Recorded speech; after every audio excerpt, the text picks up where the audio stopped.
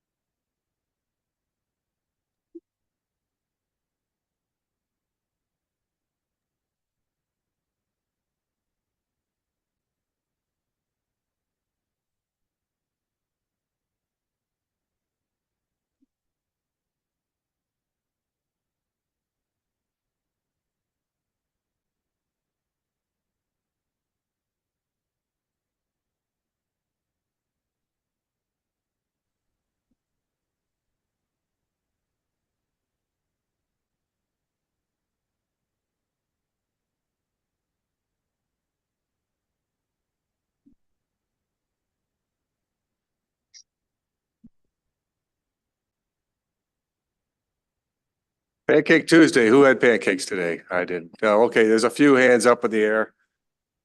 Excellent. And tomorrow's Valentine's Day. If you didn't get flowers yet, you will. They're on their way, I'm sure. Someone would have bought them for you.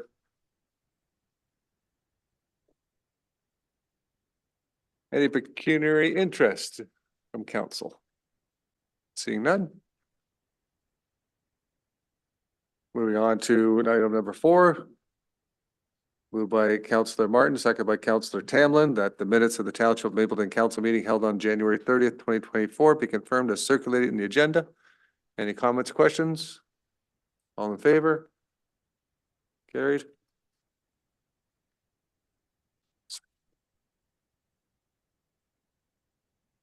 There's no matters under the rising from the minutes. Moving on to item number 6, which is matters under the Planning Act. So we're now going into planning meetings. This is a public meeting under the Planning Act to hear comments from the public and agencies and to give consideration to an application ZBA 2024-03 for proposed zoning bylaw amendment. The subject lands are located at lot 3, parcel B, concession B, 7090 highway number 6. The purpose and effect is to permit a breeding kennel and recognize an existing short-term accommodation rental use on the subject lands in a separate structure from the main residence. Mr. Clerk, statutory requirements.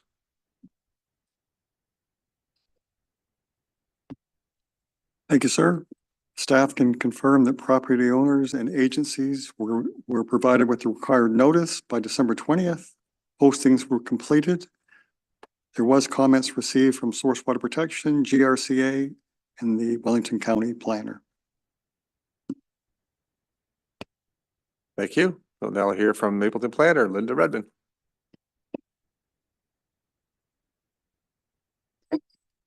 Hi. I really have nothing to add to this one. It was already before council at the public meeting last month.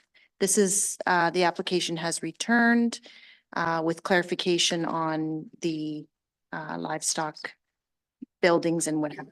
So it's a follow-up report outlining all the matters that were discussed at that meeting and just clarifying it. So if council has any questions, ask away. Thank you. Cleon, do you have anything to add today? All right.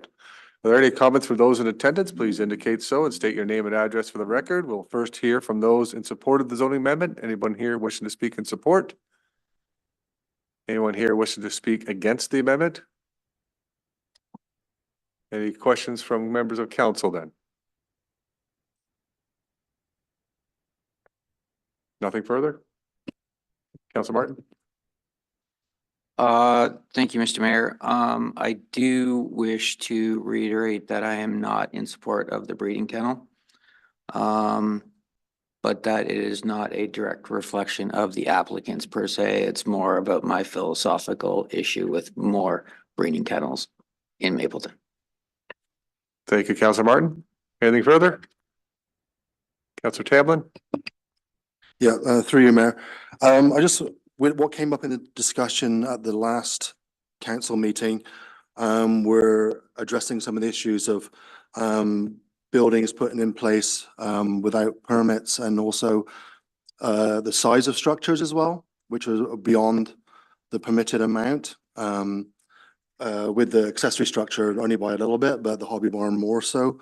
I know work with the building inspector and planning as well. So with the bylaw moving forward, would all these regulations, provisions, including penalties as well that was discussed last time, and licensing and inspection, will that all be put in place? Thanks. Through you, Mayor, I can answer a couple of those questions, and then I think the CBO can follow up with some of the answers as well. So there is a building permit issued, or sorry, there is a building permit in the works to bring up the accessory unit, the residential unit, up to code. That will be issued once the bylaw is approved. That's the only one. The other buildings are all existing. And the CBO can answer the penalty. So we didn't have all of this information prior to, and so now we know what all of the floor areas are, and we have met with the CBO, and definitely some of the floor areas do exceed what it would be allowable, and that's why you're seeing something added on here. But now the building department will go out and ensure that whatever has been built beyond I think it's 108 meters square, will require permits, but the penalties that have been added into the fees and charges for the building department they won't be sort of retroactive, because you're just putting those in place tonight. Tim? To you, Mr. Mayor. Yeah, so in our previous fees bylaw, we did have some fees and charges in there for building without a permit. They're not quite as onerous as the to be newly approved fees and charges bylaw, but they will be added to the building permit fees for your property, for the buildings. And then, yes, we still will require another site visit to look at some of these smaller outbuildings that may also require a permit to be brought up to be fair with everybody. Thank you.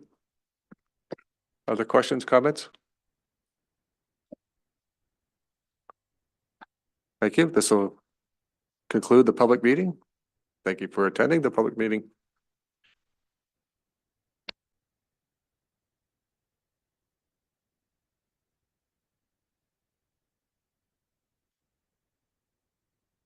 Moved by Councillor Tamlin, second by Councillor Martin, that Township of Mapleton Council receive for information the planning report regarding ZBA 2024-03, Martin CNC 7090 Highway 6 Part Lot 3 Part B Concession B. All in favor of receiving it for information? That's carried. Thank you.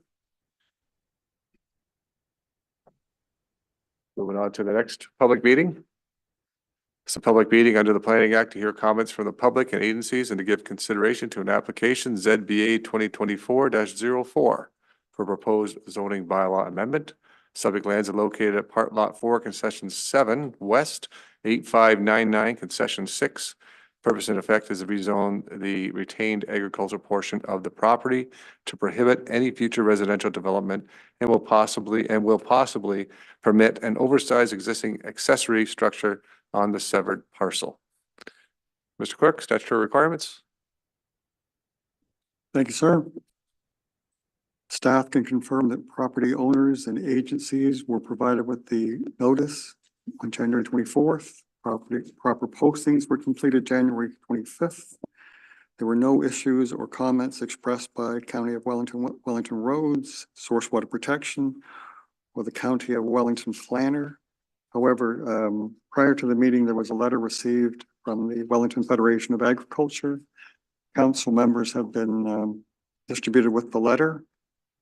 I won't read it through. There were a couple of highlights. They felt that being that the parcel of land as a whole is already smaller than the traditional 100-acre farm, they feel that such a severance request sets precedent and also increases the fragmentation of viable farmland.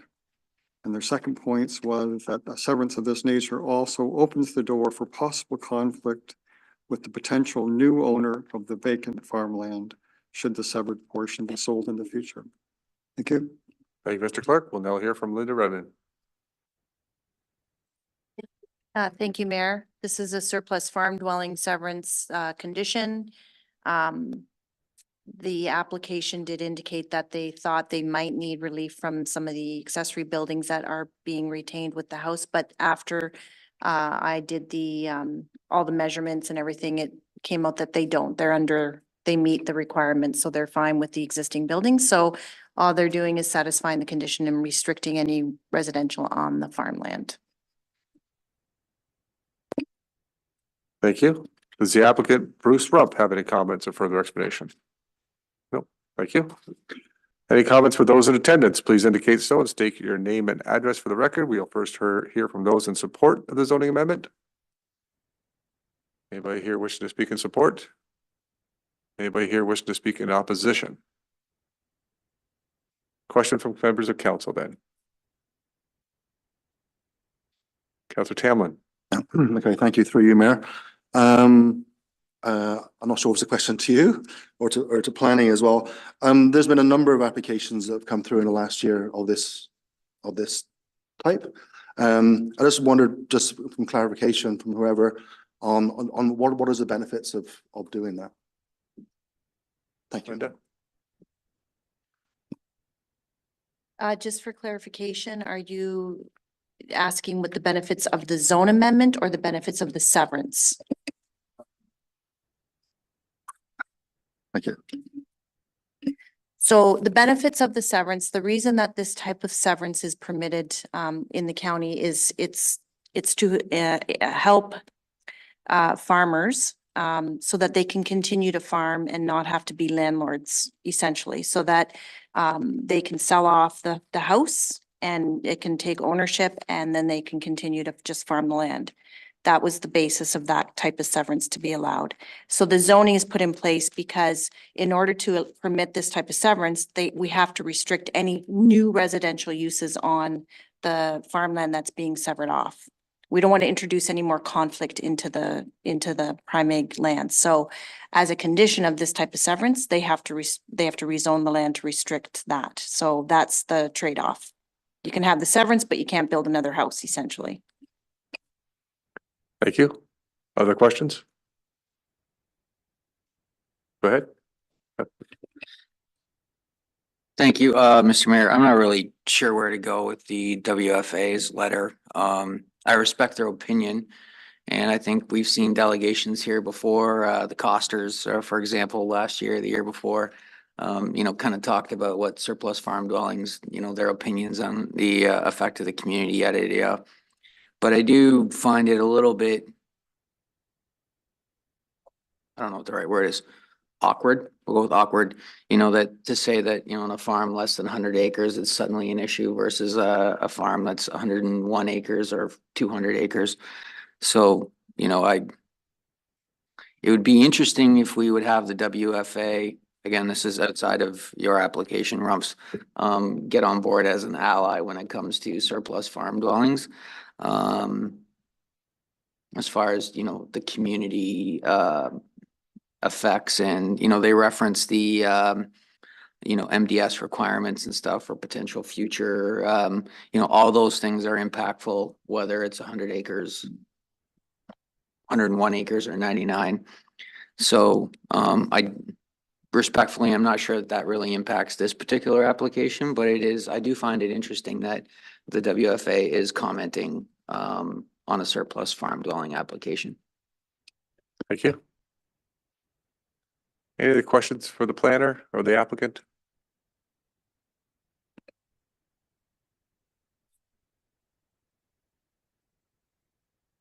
Public meeting is now concluded. Resolution I have here for council Moved by Counselor Martin, second by Counselor Tamlin, that Township Mapleton Council receive for information planning report regarding ZBA 2024-04 B and J Rump Farms, 8599 concession 6, part lot 4, concession 7 west. All in favor? It's carried.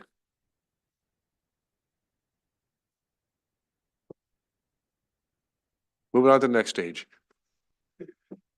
The next public meeting we have is a public meeting on the Planning Act to hear comments from the public and agencies and give consideration to application ZBA 2024-05 for proposed zoning bylaw amendment.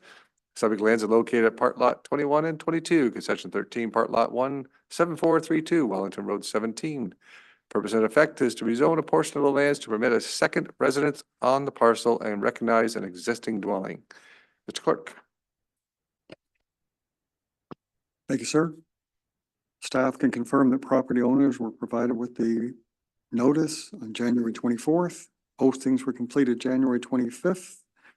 There were no issues or comments expressed by the County of Wellington Roads Department, Source Water Protection, or County of Wellington Planning. Thank you. Thank you. Linda? Thank you. So this application is before council because we have a property that's located within the boundary of Elma.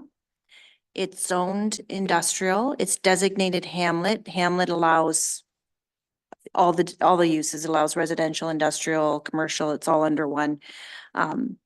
This property is associated with the adjacent Husky equipment property.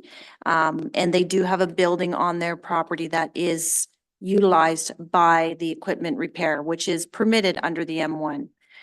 So the applicants wanted to build an ARU on their site, and under the ARU provisions, you're allowed an ARU on a single family dwelling property. So there is a single family dwelling on this property.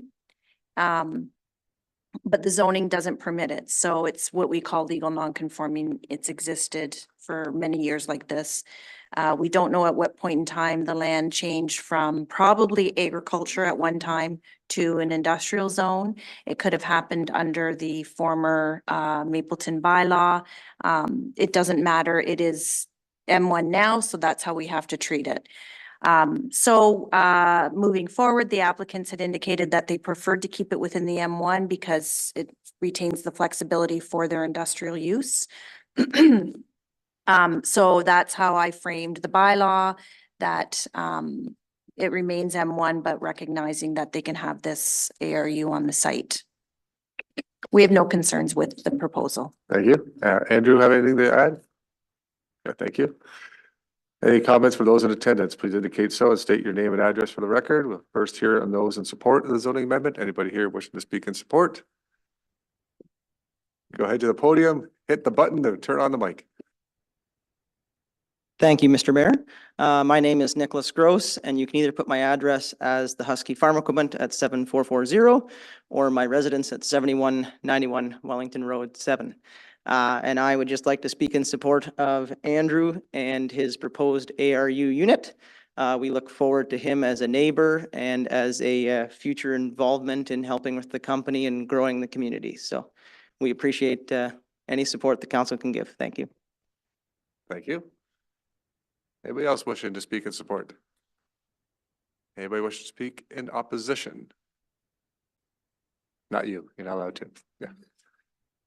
Any questions from members of council then? Councilor Ottens? Thank you, through you, Mayor. Just a curiosity question to the planner. When I look at the diagram, it seems like the Husky part and the house part have a red line between them, like it's two separate lots.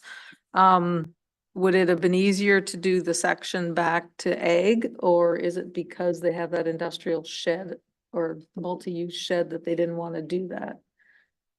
Ag or residential, I don't know, to put that lot back to that. So through you, Mayor, it wouldn't be appropriate to put it into an agricultural zone because it's located inside the hamlet of Elma. So it's preferable to leave it as a more of an urban designation and zoning. And making it residential was not, that could have been an option. But the applicants had indicated their preference was to keep it industrial to continue with the flexibility for the business. Yeah. Any further questions? Councilor Martin? I would agree with the planner's assessment that it represents good land use planning. It's great to see people taking advantage of the new additional dwelling language that the Planning Act is allowing for. Thank you. What I want to know is, are you living in that nice little unit that you're building, or are you kicking mom and dad back there? Because you know what, I looked at that and went, that'd be kind of nice for my wife and I when we get a little, there's a nice little spot, yeah. Okay. You're gonna live there, okay, just checking. Any other questions then? Counselor? I would like to say that my 10-year-old is ecstatic with this additional dwelling unit language that's come in. He's already making plans to take over the house, and I get a tiny home in the back of my property, so he's thrilled. I can I don't imagine know why he how, pays attention to these I can minutes, imagine but- how tiny your home's gonna be though with him, yeah. The public meeting is now concluded. Thank you for attending the public meeting. The resolution is item 6.3, moved by Councillor Hamlin, second by Councillor Martin. That Township of Mapleton Council received for information the planning report regarding ZBA 2024-05, gross W 7432 Wellington Road 17, part lot 21 and 22, concession 13, part lot 1, RP 60R1890. All in favor? It's carried. Bear with me a second.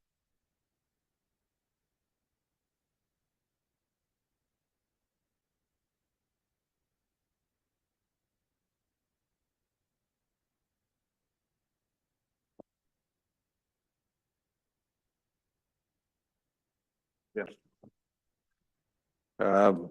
Next we have delegations.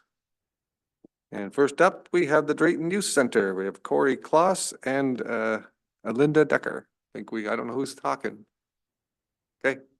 If one of you can take the podium or both of you take the podium and hit the button and Thank you for having us. We're from the Youth Center and we are wanting to run a 6-week floor hockey pickup fundraiser out of the arena in April and May. So we were just wondering if we could be added to the list of charities that can use the facilities at no cost, as it's a fundraiser for the Youth Center here in town. I don't know if you're familiar with the Youth Center, but kind of provides a safe place for youth to hang out Wednesday and Friday nights. So just looking to fundraise so we can do more training for volunteers, physical health, mental health, and more outings. So just as a way to raise funds, as well as providing an additional opportunity for youth to engage in safe play. So hoping to that. thank you. Floor hockey. Like a Sure, tournament? why not? Okay, Yeah, so I don't know if you remember years ago, it was run out of the arena. I don't know, maybe your kids would have done it. And it was set up into 4 sections. So this is separate from the Marlins tournament. They do theirs on a Saturday, well, Thursday, Friday, Saturday. We're looking at doing it like 6, I think it's Tuesdays, is it? Yeah.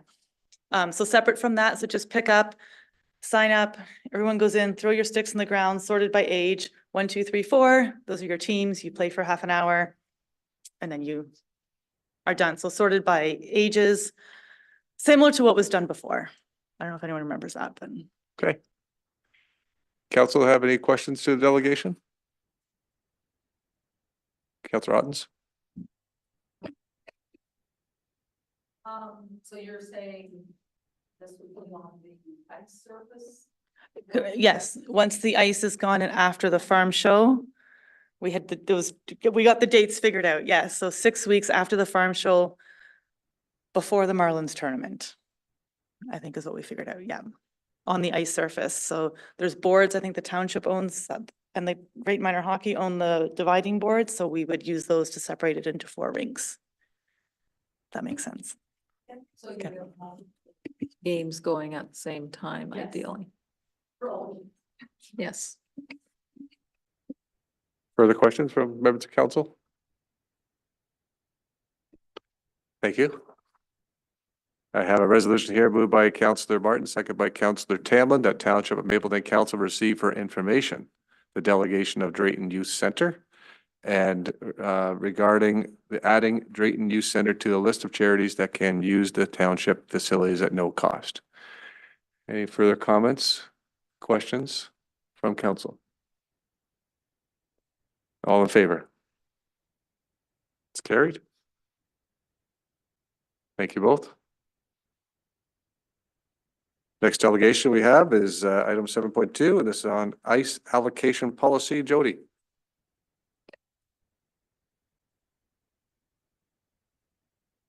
I don't know if I need the speaker, but I'm usually a loud talker. Thanks for having me. Okay, fair enough. So I believe I submitted a letter explaining some information, I guess, specifically around ice allocation policy and questions that have been brought up mainly within the county. I'm going to read through here a little bit what else I have written down more specifically to our situation here in Drayton. So I have 3 kids. All 3 of them started in Drayton Minor Hockey. My husband has coached Drayton Minor Hockey, and I've been managing teams.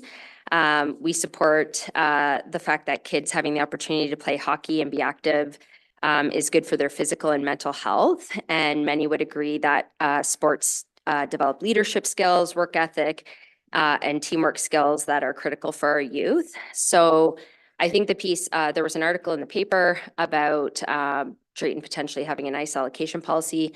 This has come up in Center Wellington recently. And I know I've looked into it as well in Wellington North because my 2 daughters specifically play Mustangs hockey.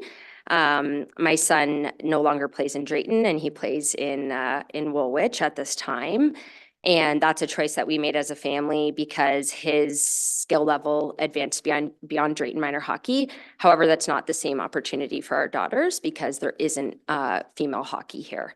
So I think from the letter that I submitted, it was making it more clear that OWHA, which is the Ontario Women's Hockey Association, and OMHA, which is the Ontario Minor Hockey Association, have different jurisdictional regions because traditionally women's hockey has been much farther behind than men's hockey.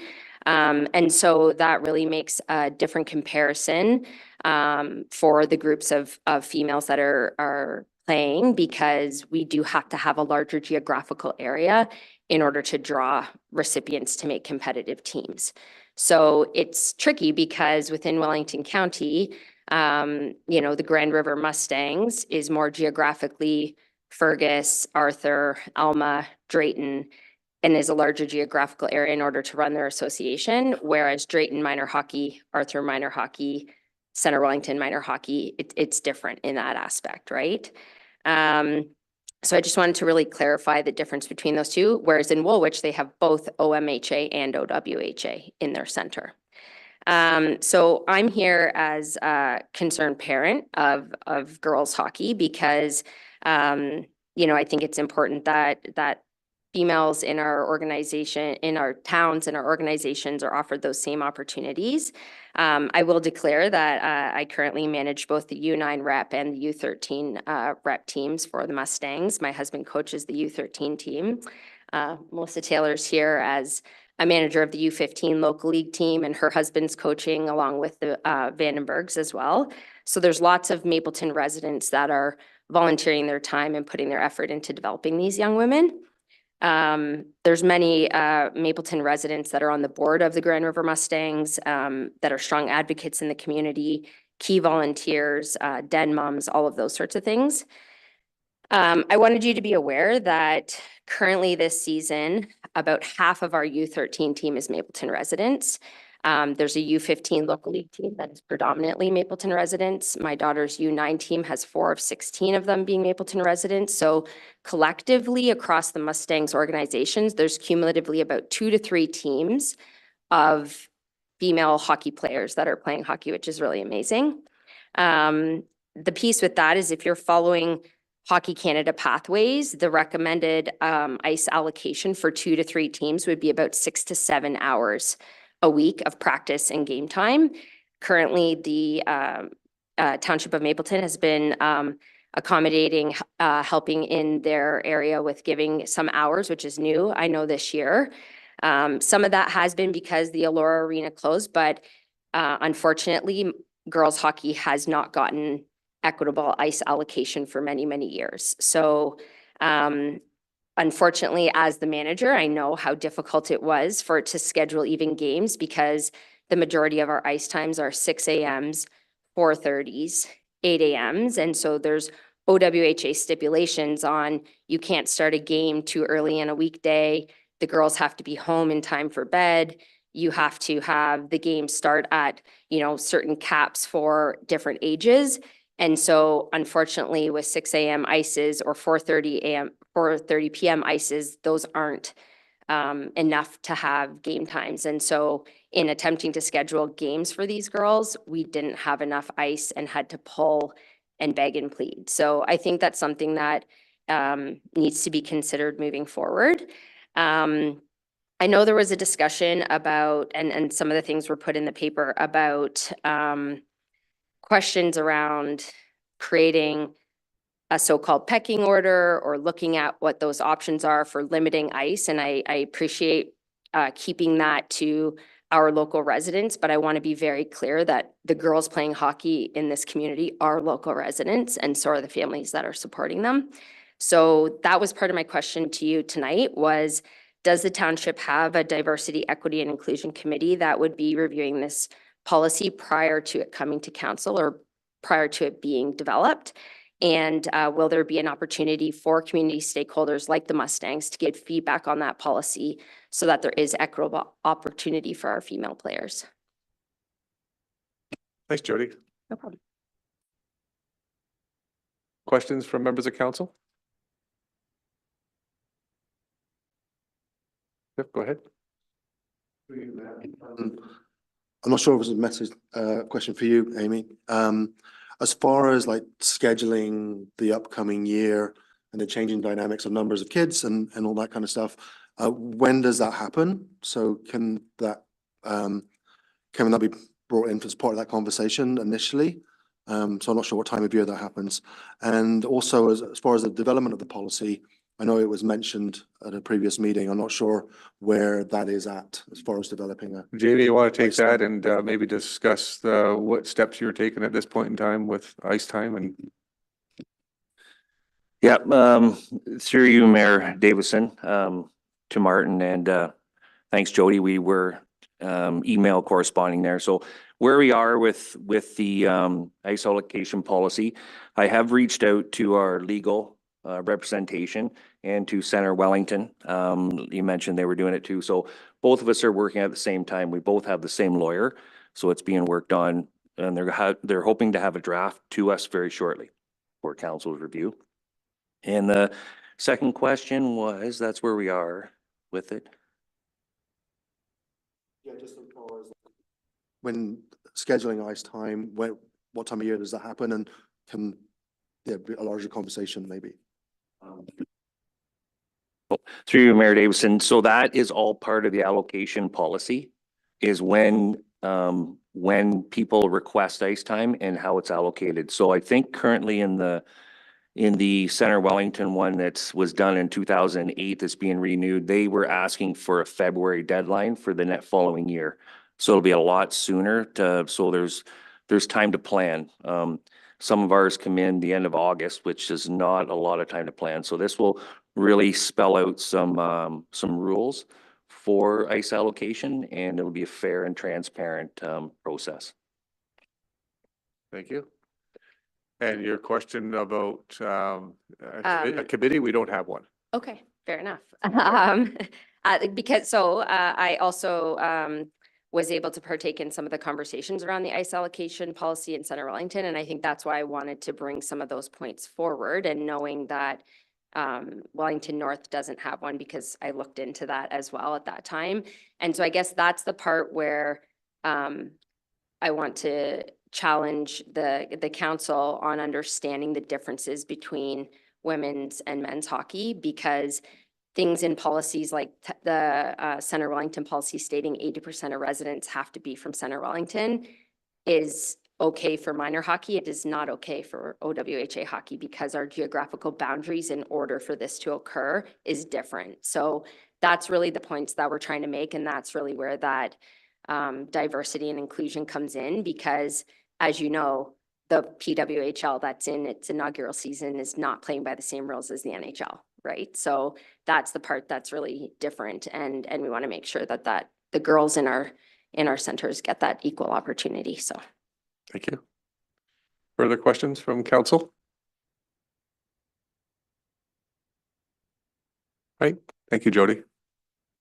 The only other thing I was going to say is, will there be opportunities for stakeholders to have a discussion in the policy development or review that, like major associations that are involved, Drayton Minor Hockey, Mustangs, Reach Forth, that sort of thing?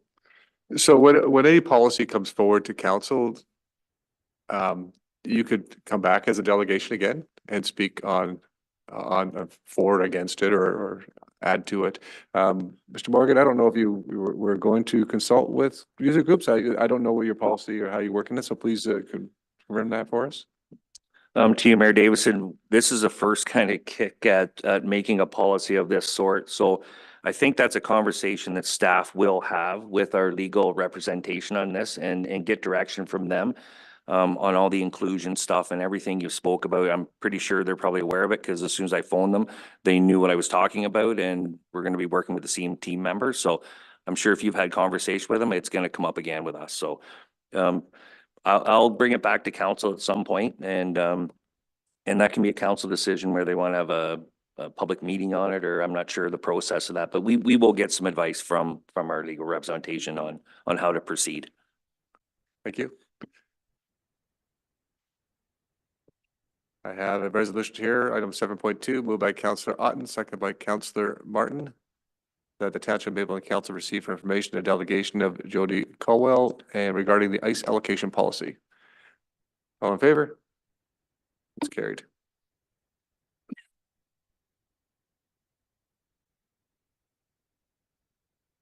Now we have minutes from committees.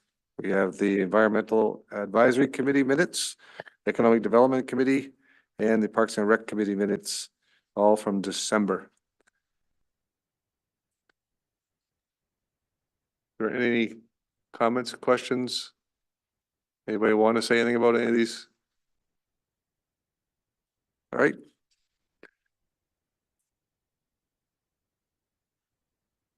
Move on to item 9.1. This is the Building Department report. We have here moved by Councillor Martin, second by Councillor Otten, that Township of Mapleton Council receive for information Building Department report BD 2024-04 dated February 13, 2024 regarding January month and year to date. Any questions or comments on that report?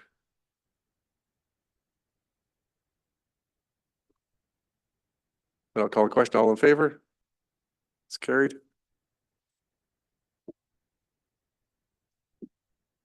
Next one up is item 9.2.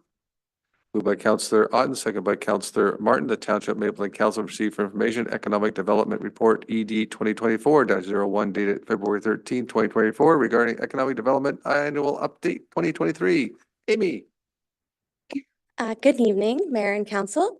So we were able to put together a quick little snapshot of what happened this past year in economic development.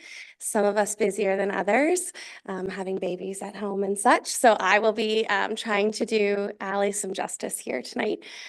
So we did take a look at our social media statistics, and it was great to see that we have had some gains. And we're pretty excited. Definitely going to be a goal to continue that this year with more engagement online in different areas as well. CIP funding, as you are aware, you approved the additional dollars and we were able to grant $30,000 in funding specifically from Mapleton. And we will be looking forward to launching some new projects this year.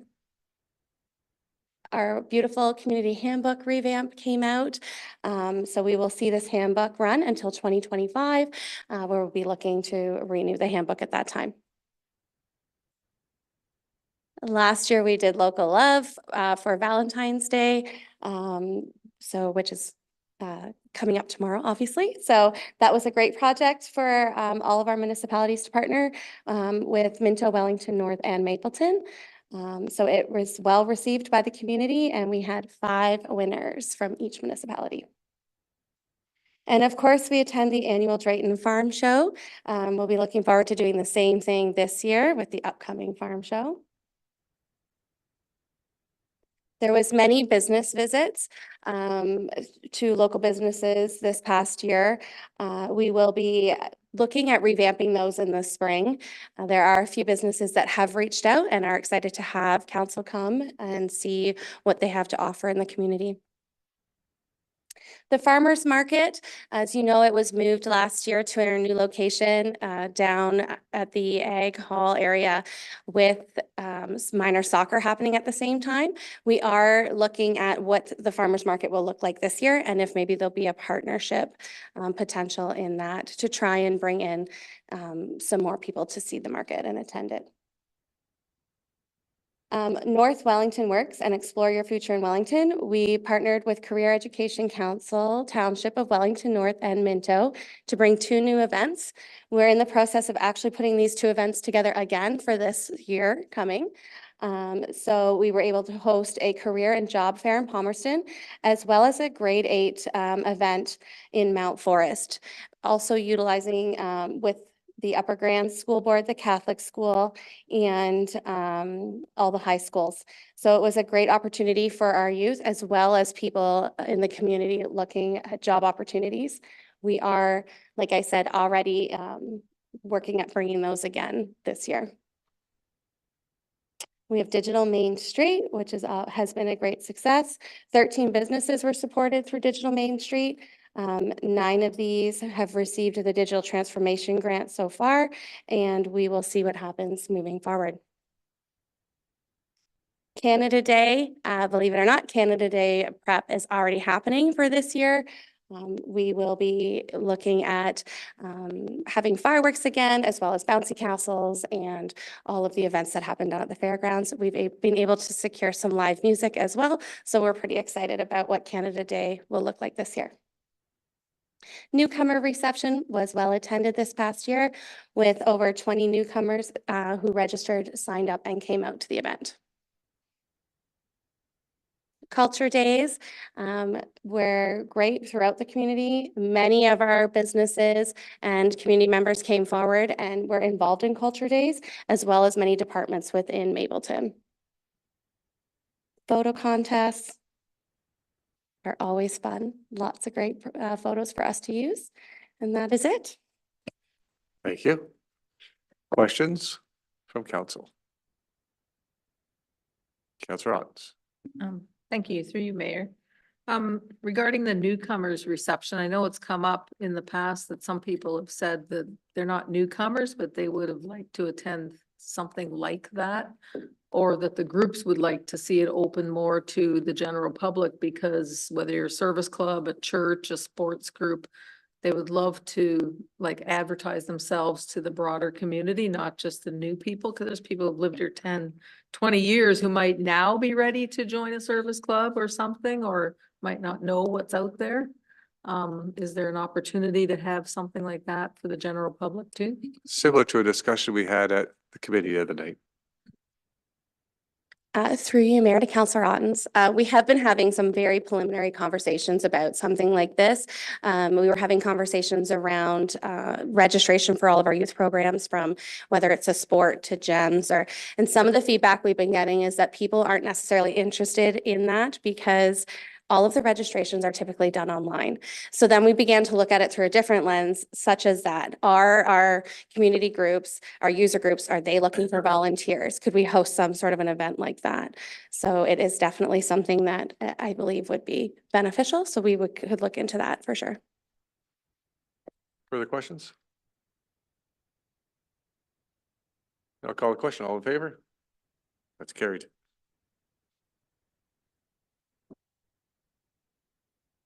Next item up that we have is item 9.31. 9.31 was a little bit premature. on our agenda as it relates to the, on item number 15.1, the notice of motion by Councillor Reed. So we're going to item 9.31 is going to be tabled. Councillor Reed is not here tonight and is unfortunately, we can't get her on to Zoom. So we're going to postpone the notice of motion of item 15 until the next meeting for Councillor Reed to be here. So we'll move on to item number 9.32, asset management and risk analysis. Aman, you're up.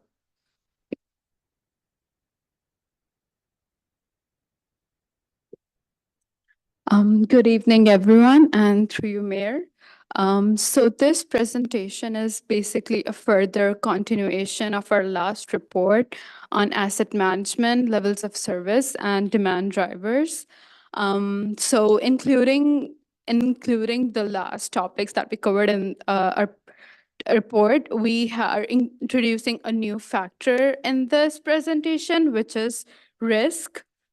So this presentation is basically an attempt to sort of tie together how our services that we provide, the assets, the levels of those service, and how risk sort of basically ties up together and comes up as an asset management plan. To emphasize the point that our asset management journey starts with the services, our first slide shows basically all the services that we as a municipality offer, which are broadly divided as core assets and non-core assets.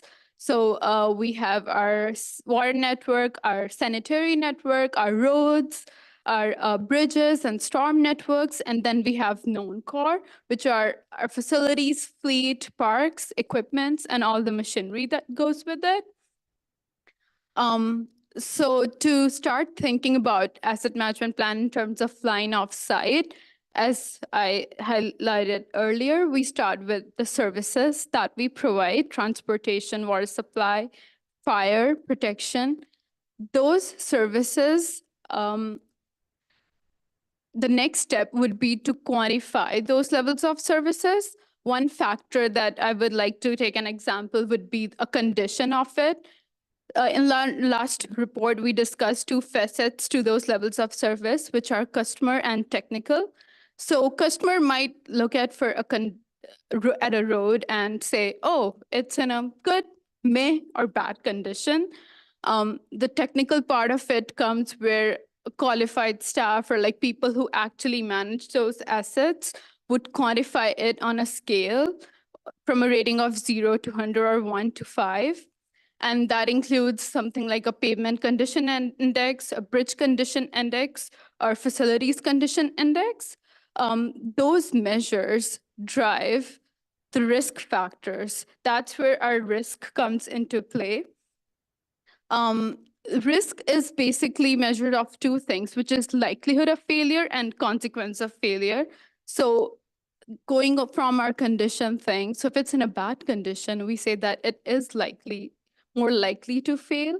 And we as a municipality are supposed to think about the consequences of it going forward. Are there any economic consequences, which is the cost to repair things? Is there any health and safety issues? If there's any social, legal, or obligatory issues, those risks matrix then drives our needs, because most of our infrastructure we know was built in the 70s and 80s. It's not in a perfect condition right now. So to get it to a certain target, we need money. And most often than not, we don't have enough budget for it. So that creates sort of needs that we need to fund at some point. So looking at those target levels of service and risk, we are supposed to come up with priorities. We're supposed to compare apples to oranges, basically. Like, how are we supposed to make a decision of a road network versus a water versus a community hall? So that risk matrix is supposed to be uniform across all the asset categories. And then it would help us making those decisions that will help meet our community needs. So just to highlight the core principle right here. So a higher unacceptable risk would get a higher priority. And we only own the assets to support the delivery of services. And if the asset is in a critical shape and the risk is acceptable, then it might get sort of bumped up, but an unacceptable risk would get a higher priority. So this is just a line of sight thing, again, like reiterating same point again and again, how we're supposed to go from the customer levels of service to the budget. So again, customers want safe travel. For that, our condition rating should be 60 to 80. We don't have enough funding. We measure the risk, identify the needs. Then we prioritize those needs using that matrix. And that's how we break asset management down to like decision that councils can make. This is my attempt to sort of visualize how our service attributes, levels of service, and risk would sort of tie up together. Based on the data set that we have right now, we feel comfortable in judging our assets based on quality, function, capacity, use, and affordability. So we are trying to come up with customer levels of service as in how people perceive technical, what we're already doing so far. We have the data for it. And then what the consequence or failure or likely it is to fail are gonna look like. So we've talked a lot about target levels of service, but this slide is sort of to explain how to essentially achieve those targets, like who decide what those targets are. So that's where demand drivers sort of come in. You have our growth, population, demographics, changing climate,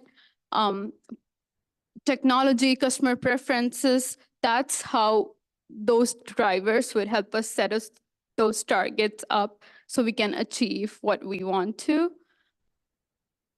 Here I tried to sneak in some of the technical stuff if I could.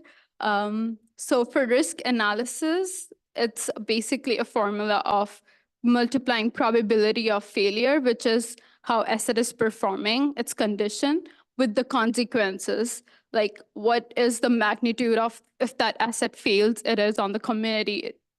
And so this is where we sort of try to like marry it across like all the different categories. So after multiplying it, we get a scale of from 1 to 5, with 1 being a low risk, non-critical asset, and 5 being a high risk and a critical asset. So again, those metrics, I feel comfortable with the roads example, so I went ahead with it. So for probability of failure, we have asset condition, which is PCI, pavement condition index, from 0 to 80.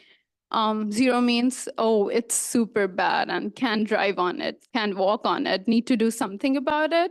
With 80 being it's smooth as butter, so no need to kind of prioritize it at this point of time. Then we have traffic loads.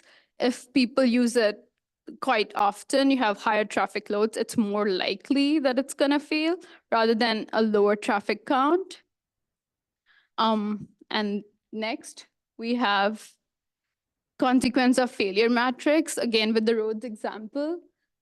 So if our main roads, like more people, if you see more usage, more people are likely to get affected if we don't do something about it. If the speed limit is high, it needs to be in a good shape because we don't want more accidents. The replacement cost is an economic obvious one, and then if it's a rural or an urban center. And then you get this sort of fancy colorful matrix, with red being, yeah, we need to do something about it. Yellow being, yeah, we can slowly prioritize it. And like green and blue are sort of in good or very good condition. So just to reiterate, what are the benefits of the asset management plan? It's basically to how we can come up and prioritize as a municipality our needs across different services that we provide, and that to put that information in like the hands of decision makers and to ensure that we are making transparent and objective decisions. Thank you. All right. That's quite extensive. Lots of information there. Questions from council? Councillor Ottens. Yes, thank you for this. So is the next step that we categorize all of our current assets into this somehow and see how many fall into each category? How many butter smooth roads do we actually have? Okay, through you, Mayor, to Councillor Ottens. So the plan is already kind of in there for our 2022 plan. We've already sort of categorized things. We have our assessments. We're doing roads need study right now, which will give us the latest conditions for our roads. Going forward, it's important, our next step for the 2024 plan is to come up with those service parameters, like those attributes that includes that we talked about, right? Like right now, we're just doing quality. If it's in a good shape or if it costs more, then it gets a higher ranking. And we are looking at, I believe, high traffic count as well. But the idea here is to do that with all our assets. Like it's not just roads with roads, because we're sort of doing that right now. It roads with facilities. How you compare bridges with electrical upgrades or something like that. So we are not still sure how it's gonna look like, but that's the plan going forward. Go ahead, Sure. Mr. Morrison. I believe the key takeaway here and the reason why you're giving this presentation is this summer, we're going to be talking about existing levels of service with you. And next, the summer after that, we're going to be talking about proposed levels of service and how we're going to fund it. And how are we going to kind of shift between whether we make a new investment, maintain the status quo? A lot has to do with these service attributes: quality, function, capacity, affordability. That's something we didn't do in 2022. It was very basic. We just looked at replacement cost and technical level of service. Once we start defining and weighing these things, we can start actually comparing apples and oranges. It will help you understand which direction we should go, and it will allow you to it will make the conversation a little easier when we start talking about those proposed levels of services. We don't know what the weighting should be right now. So we're going to go away and we're going to do a lot of mathematics here. But come the summer, you're going to start to see that, and you're going to, you might want to weigh in on it, but it will probably take more than a couple of asset management plans for us to feel comfortable with. Because over time, once the corporation feels comfortable with these measurements of how, or the weighing of these service attributes, and to be honest with you, it doesn't matter what asset class you're talking about. All assets have these kind of service attributes. I don't know, if you have nothing to do at night and you want to read asset management plans, if you work backwards, they all fit into one of these four categories. So we're going to start to measure it within these four categories. So the takeaway is this risk stuff we're talking about is a lot more sophisticated than what we did in 2022, and it will have a profound impact on what I often call Jamie's honey-do list about priority projects. It will impact our financial statements. It will impact our service levels. It will have a significant impact on our operations.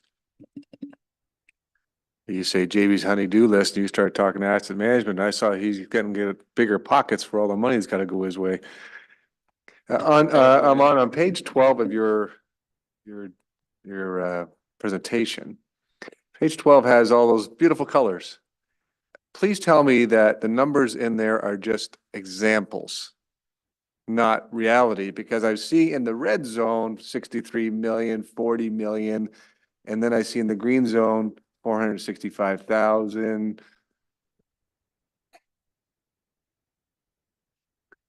Through to you, Mr. Mayor, this is actually a snapshot from our last asset management plan, I believe, 2022. I didn't create it, I just snapshot, I just control P and control. I was hoping that you didn't do that, but things got rosier or better, but apparently not. Thank you. Okay, we really got to dig deep for some money. All right, other questions? All right, thank you so much for your presentation. Thank you.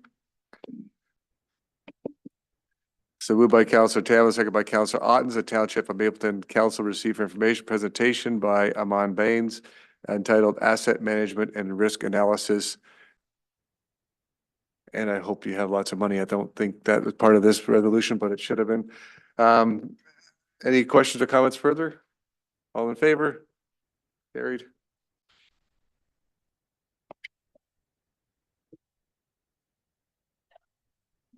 Moving on to the next item is item 9.41. Moved by Councillor Otten, second by Councillor Tamlin, that the Council of the Township of Mapleton support consent application B110/23 as presented on lands described as part lots 4 and 5, concession 10, with the following conditions: that the owner satisfy all the requirements of the local municipality, financial and otherwise, for the proper and orderly development of the subject lands, including but not limited to outstanding taxes. That payment be made of a fee of $370 for a letter of clearance, that a copy of the deposit reference plan be submitted to the township. That driveway access to the retained severed lands can be provided or upgraded to the satisfaction of Township of Mapleton. That the applicant provides a municipal drain reapportionment or mutual agreement as determined by the drainage superintendent as per the applicable township fees and charges bylaw. And further, the council authorizes the planning and development manager to file with the secretary treasurer of the planning and land division committee at the county of Wellington a letter of clearance of these conditions on completion of the same. Questions? All in favor? It's carried.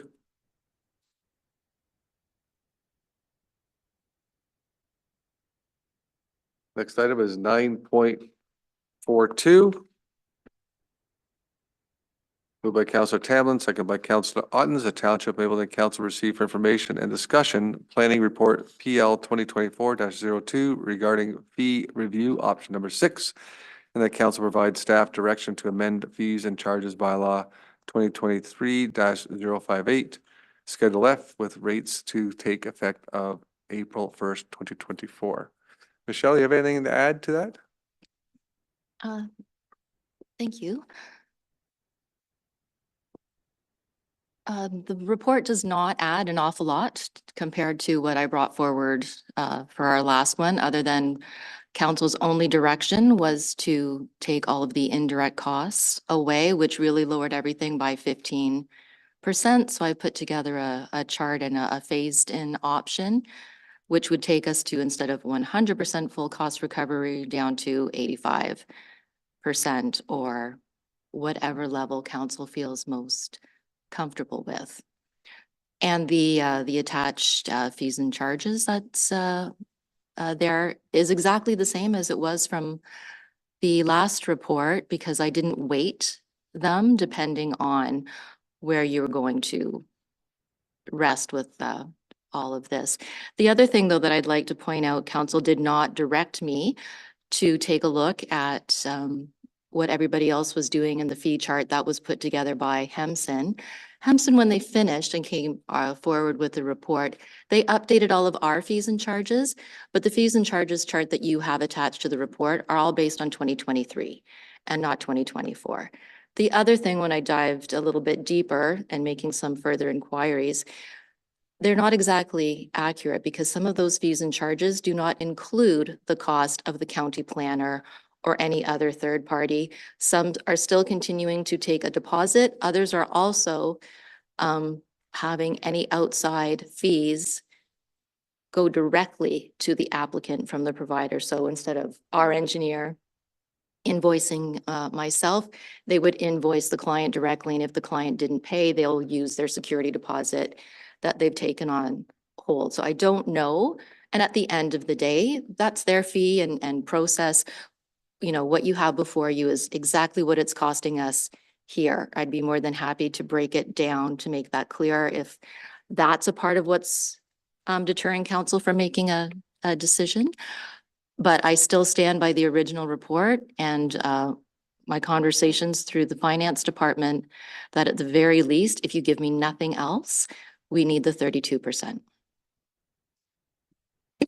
And I do apologize ahead of time to Councillor Martin. There are no cost mitigation in the report. That's not to say that I don't have ideas of how I would like to be able to streamline all of this, but that would require a much larger report and a much larger decision for council to make, because I would really like to introduce the concept of having a community permit policy, in which case we would eliminate committee of adjustment. We would no longer have to have lengthy public meetings at council, and I would lessen your involvement in the planning process, and more things would be streamlined to staff. That's not going to change, however, the cost of doing business or having me here or having the input from the other departments or requiring a planner. So I can offer you efficiencies in process, not so much financially. All right. So we have a little bit of work again, council, to look at what's been presented. This is option number 6, as we talked about that last meeting. It's here for us to discuss. So questions, comments, thoughts?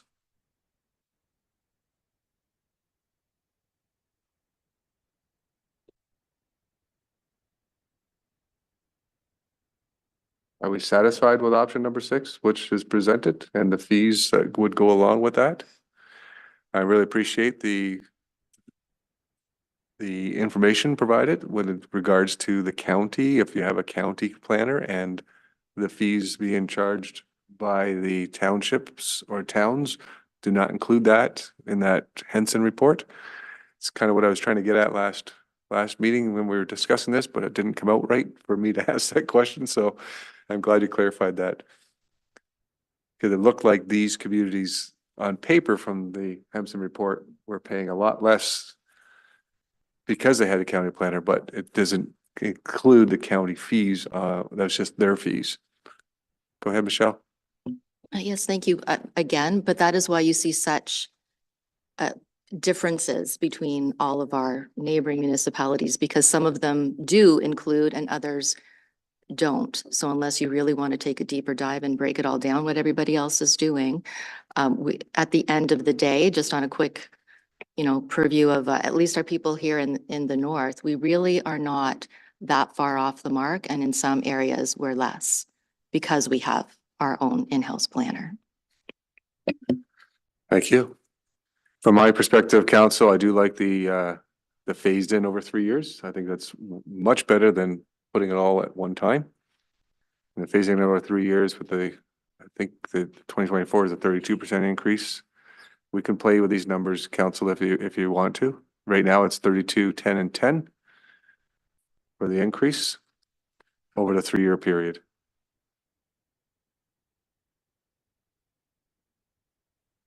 Comments?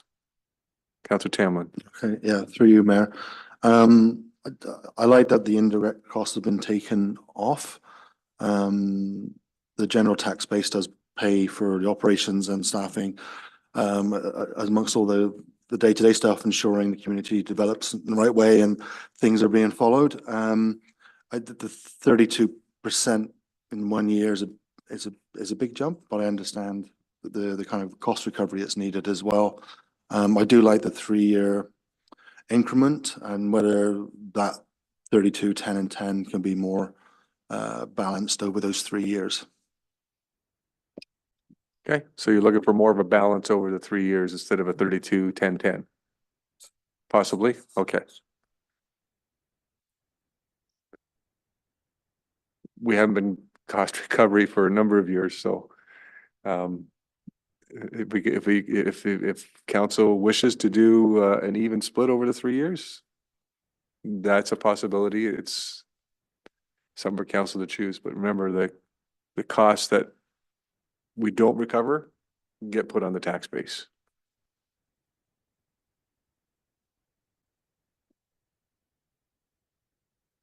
Councilor Ottens, were you?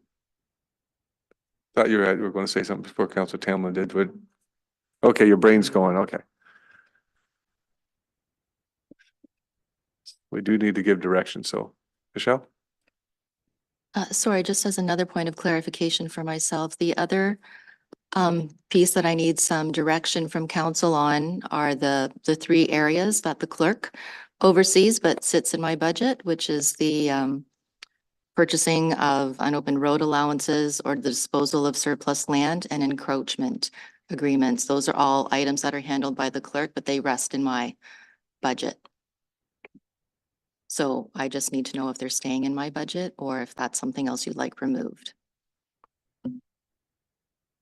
Encroachment and what else? When someone wants to purchase an unopened road allowance or township land for the disposal of surplus land and encroachment agreements. Thank you. There are fees and deposits that are taken in, but they're in my budget. All right, thank you. Councilor Martin? So through you to Michelle, rookie question, does it matter, like, what's the difference if it's under the clerk's purview or the planning department on those issues? Through you, Mayor, to Councillor Martin. It doesn't make any difference to me. Personally, that's fine. It just means it's when the invoicing comes in, I sign off on it or, but it just makes a difference in terms of if I'm counting that as part of my 32% is all. Or that those fees will stay exactly the way they were approved for 2024 and I'll leave them exactly as they are, but they were counted in as part of my budget. That's all. It's just whether they stay in or out and I include them.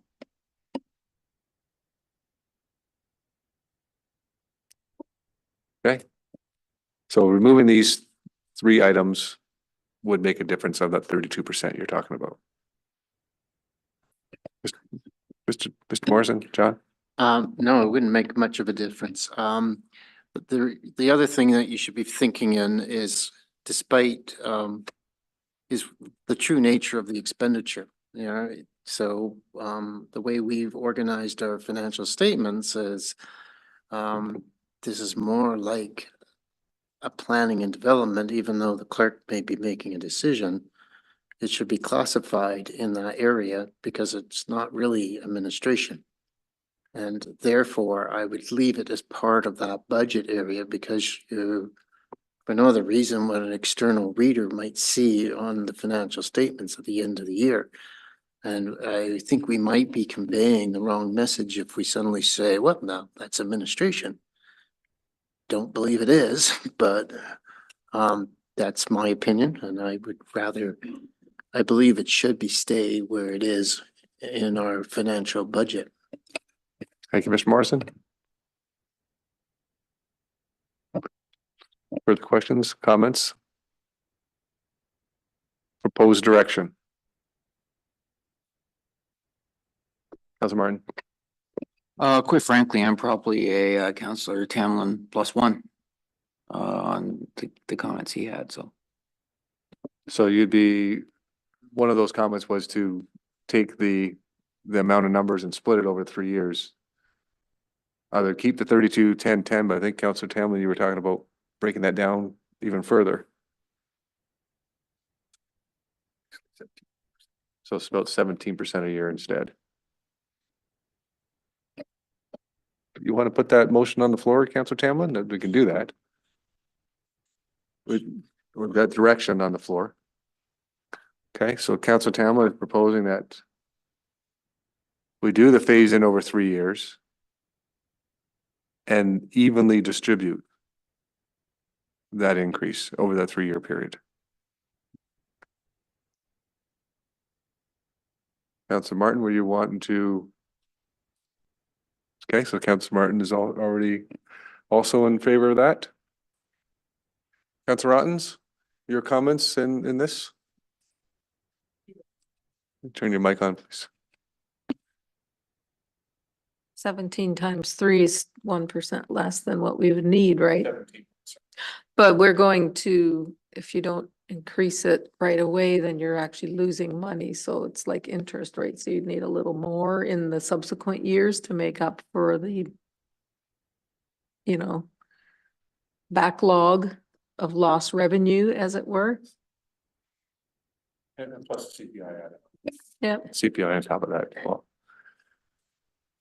So if you did 18, 17, 17 or something. go ahead. Through your worships, yeah, so 17.3333 this year, next year 17.333 plus whatever CPI is, and then it'll kind of just accumulate that way until the third year until we're done.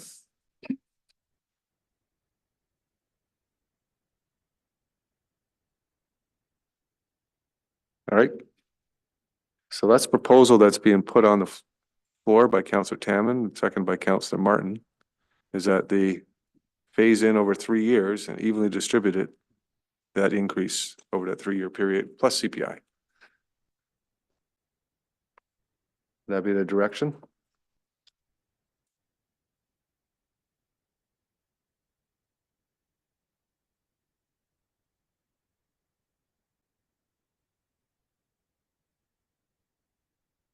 And those rates, of course, would take an effect of April 1st, 2024. Any further discussion then? And we do have, Michelle had asked that we look at whether we want to remove those 3 points. John also weighed in on it as being status quo. I'm of the opinion it should stay as status quo. Councillor Otten, the same? Councillor Tamlin? Okay. Okay, we can leave it the way it is. Any further discussion? All right, so the motion then is moved by Councillor Tamlin, second by Councillor Ottens. Hang on, Mr. Clerk, are we going to do something different than what's here?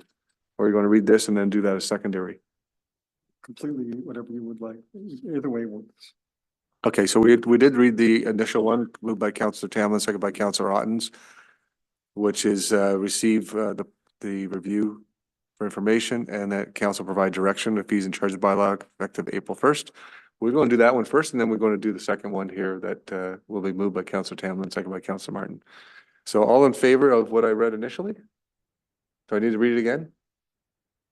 Okay. So moved by Councillor Tamlin, second by Councillor Ottens, that Township Mapleton Council receive for information and discussion Planning Report PL 2024-02 regarding fee review, option 6, and that council provide staff direction to amend the fees and charges bylaw 2023-058 Schedule F with rates that take effect April 1st, 2024. That's the first motion. Any questions or comments then on that motion? All in favor? So that's carried. The next motion that's being tabled. Go ahead, sir. Thank you, sir. The Township of Mapleton Council phase in the fees and charges increase over 3 years and evenly distribute that increase over the 3-year period plus CPI effective April 1st, 2024. And that's moved by Councillor Tamlin, second by Councillor Martin. Any further discussion on that? All in favor? That's carried. Thank you.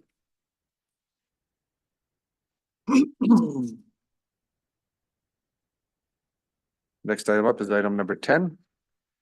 Moved by Councillor Otten, second by Councillor Tamlin, that bylaw number 2024-008, sorry, being a bylaw to establish the fees and charges for various services provided by the municipality and repeal bylaw number 2023-058 and any amendments thereto.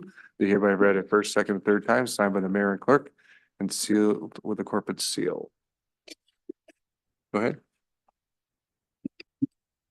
Given the delegation about adding the youth center, did we agree to add that to this list? No, we just received them as information. Okay.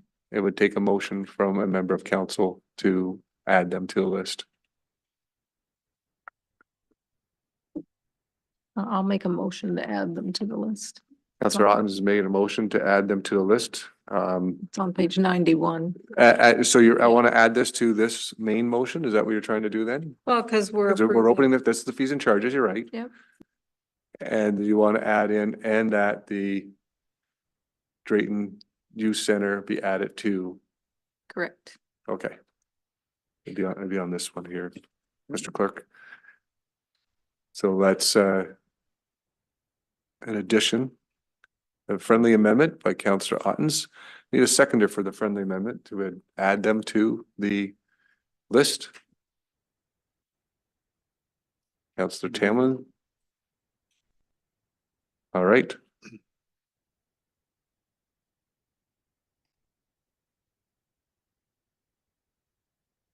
So we need to vote then on the amendment to this amendment we're putting in.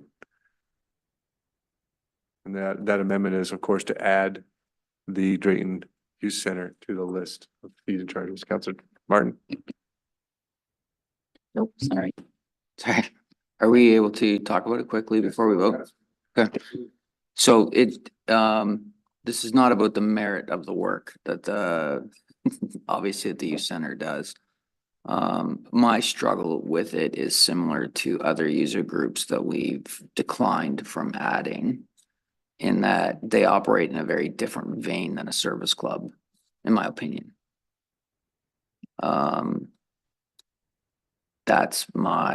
I think if we, you look at a 6-week usage of the facility, like maybe we look at it as a one-time kind of consideration versus adding them as an automatic user group, or as a user group to automatically receive any sort of usage or whatever, right? Like, remind me, there was was it the Young Farmers? There were some other organizations that we've, thank you, 4-H Club, that we've talked about, where one could argue this particular, like the youth center provides a service to the community, whereas 4-H is more of a private club. So that's kind of this is what I've been rolling around in my head since I saw it on the agenda, because other maybe I'm talking myself into this one. Other service clubs also use the facility to fundraise and to try and lower their operating costs, I guess, during their fundraising.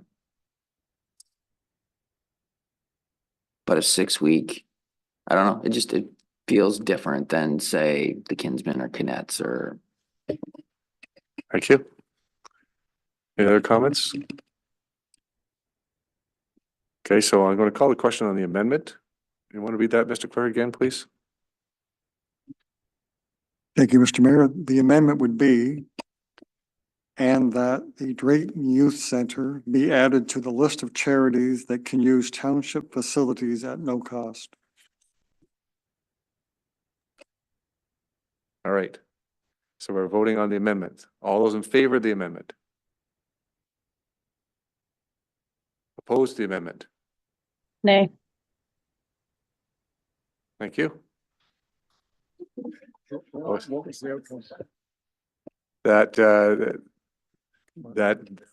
Right, so that is lost. That part is lost.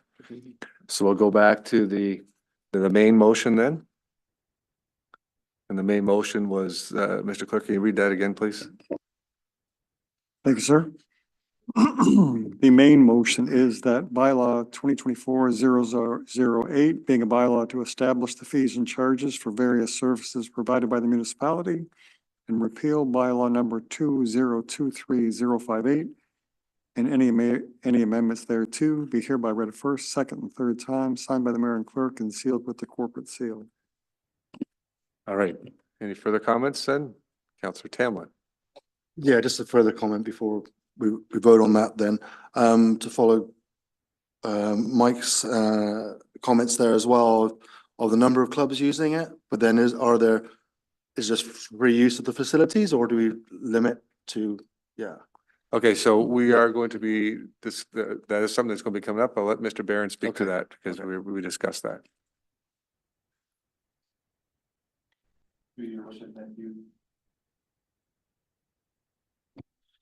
So I guess I'll try to put this nicely. Originally, when this idea came out, it was to try to help service clubs, and the list has been getting longer and longer and longer. So staff, once we decide on a date, we're going to, through process, try to find a date where we can all meet. We've gone through page by page the entire policy manual, and this part of the policy has been a fairly lengthy discussion among staff. And to your point, when we have that meeting, we're going to go through the entire policy, but I think we absolutely need to sit down and chat about the service groups, as you mentioned, who's on, who's not, maybe the number of rentals. So once we decide, we're going to deal with that in its entirety. Service and provide suggestions to council on how we feel we should move forward with this particular part of the policy, but the entire policy manual for that matter. Thank you, Mr. Barron. Answer your question? Yes? No? Okay. Yeah, I mean, I just said I'm in support of this, what they're proposing for the spring, but then that is a bigger question, right? Moving forward. Okay. Anything further of the motion on the floor, resolution? All in favor? That's carried.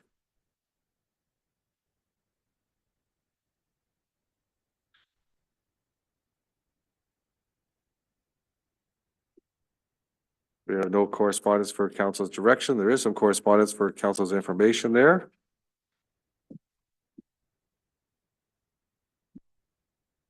Any comments on any of those?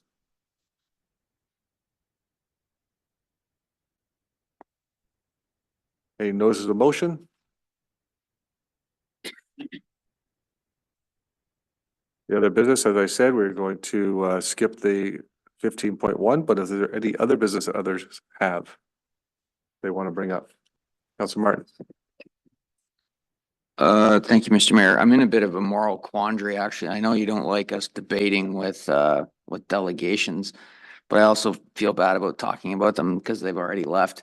But about the ice allocation policy, I was wondering if it would be appropriate to, once the legal opinion's received, because I know it's delicate, considering the equity conversation that's been brought forward. Could it be that policy be referred down to the Parks and Rec committee for input? I do think that there is it's not greater. There's also a conversation to have about capacity, facility capacity, and just declaring yourself a local user group doesn't make it so. Just because it's on social media doesn't make it so. And we've got a long history of user groups that have been using our facilities. And so it could be appropriate. I think it could be appropriate to let the citizens on our Parks and Rec committee actually have a bit of a say or some input. Perhaps if the Center Wellington Mustangs want to delegate to that particular committee, that could be a good spot for them too. But I'm just wondering if that's something we could consider, if it's appropriate. I don't know, Mr. Morgan, if that was something you would bring up to the Parks and Rec committee. I think it's probably a good idea because they are our Parks and Rec committee and this is Parks and Rec. To you, Mayor Davison, when we redid the terms of reference this year, the very first statement is looking at the facilities and how they're used and utilization. Amy and I looked at that today, and the word utilization is actually in there. I didn't realize it was in the terms of reference. So if council wishes, once I have to get the draft from our legal firm, our legal consultation, I can definitely take it to the Parks and Rec. If you'd prefer I did that before I brought it to council, we can definitely do that, a little bit of council direction. So if you prefer I go there first at one of my regular meetings, we can call a meeting and go over it. We should have a draft very, very soon. And then we'll let the Parks and Rec committee make recommendations to council. I was thinking the other way around, maybe come to council first and then go back to Parks and Rec committee, but I let that open to council, either or. You know, do we want to have a kick at it and look at it and then send it to Parks and Rec Committee for citizens that we've put on the committee to talk about it and then bring it back to council again? Or do we want it to go to the committee first and then come to council? Discussion?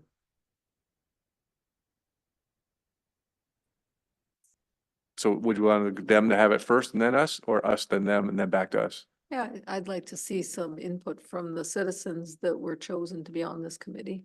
That's kind of their purview, right? Yeah, Their before or after mandate. though? Before. Before we see it? Yep. Okay. Councilor Martin? You fine with that? Okay. That's fine. So we can go to the committee first. Before it comes to council. Thank you.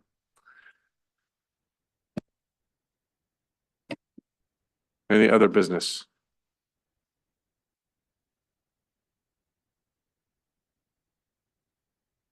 All right.